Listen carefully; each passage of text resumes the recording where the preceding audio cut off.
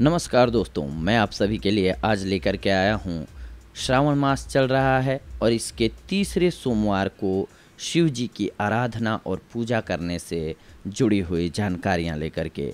वैसे तो शिव जी की पूजा श्रावण मास में लड़कियाँ करती हैं, कुंवारी कन्याएं करती हैं मनोवांछित वर प्राप्ति के लिए। सावन के महीने में सबसे विशेष दिन कोई होता है तो वो है सोमवार का दिन। सावन में पड़ने वाला हर सोमवार अपने साथ विशेष आशीर्वाद लेकर आता है। सावन के पहले और दूसरे सोमवार की तरह ही तीसरा सोमवार भी खास महत्व रखता है। तो आइए आज हम सभी तीसरे सोमवार से जुड़ी हुई जानकारियों को ही जानेंगे। सबसे पहले इसके महत्व को जानते हैं। सावन का हर दिन महादेव का दिन है।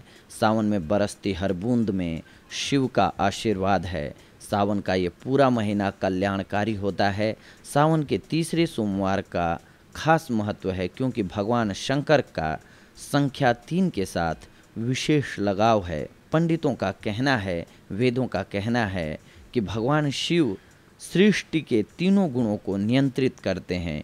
वो त्रिनेत्रधारी हैं। शिव जी की उपासना भी मूल रूप से 3 स्वरूपों में ही की जाती है।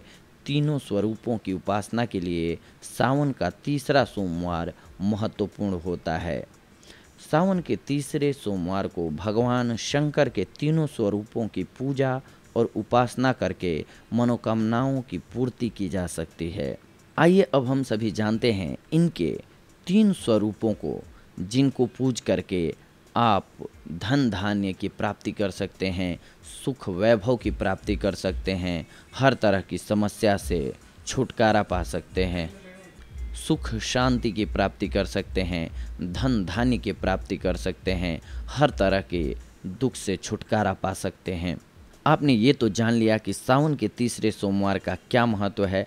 अब ये भी जान लीजिए कि भगवान शिव के वो 3 स्वरूप कौन से हैं जिनकी उपासना करने से मनोकामना पूर्ति होती है। सबसे पहले नीलकंठ रूप में। और 3 स्वरूप का वर्णन क्यों होता है? क्योंकि हमारी सृष्टि का निर्माण भी 3 चीज़ों से हुआ है, सत्य, रज और तम, इन 3 गुणों से। तो आइए सबसे पहले जानते हैं पहले स्वरूप के बारे में, शिव जी के। नीलकंठ। समुद्र मंथन में हलाहल विष निकला तो भगवान शिव ने मानवता की रक्षा के लिए उस हलाहल को पी लिया। उन्होंने विष को अपने कंठ में ही रोक लिया, जिससे उनका कंठ नीला हो गया। कंठ नीला होने के कारण ही उन्हें नीलकंठ कहा जाता है।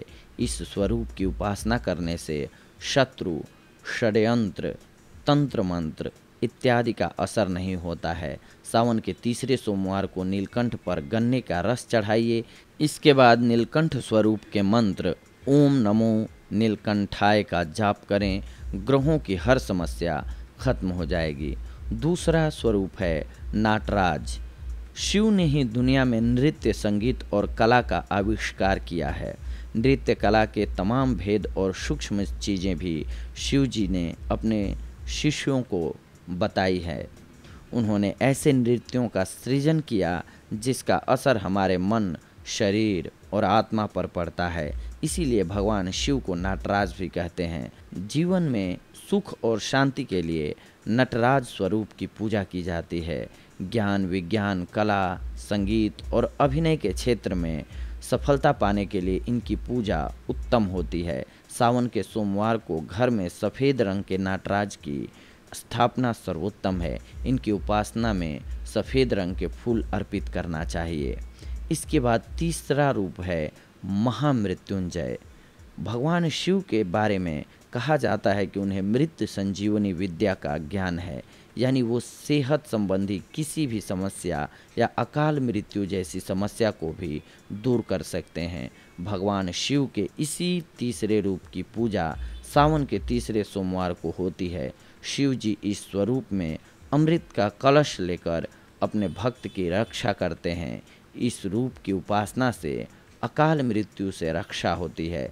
शिव का मृत्युंजय स्वरूप आयु, रक्षा, अच्छी सेहत और मनोकामनाओं को पूरा करने वाला है।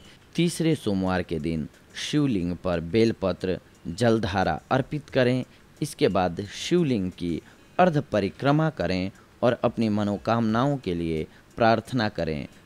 मृत्युंजय स्वरूप का मंत्र है ओम हौं जूं सह। अगर आप इसका पाठ करते हैं तो आप पर शिव जी की विशेष कृपा होगी, जिसके सहारे आप हर बाधा को, हर कष्ट को दूर भगा करके अपने मन के स्वरूप सफलता प्राप्त कर सकते हैं। आप सफल हो सकते हैं, आप अपनी समस्याओं से छुटकारा पा सकते हैं, ग्रहों के चाल को अपनी दिशा में ला सकते हैं। तो दोस्तों, ये थी आज की हमारी जानकारी आप सभी के लिए। अगली बार हम आप सभी से जुड़ेंगे कुछ एक और महत्वपूर्ण जानकारियों को लेकर के। तब तक के लिए धन्यवाद। नमस्कार दोस्तों।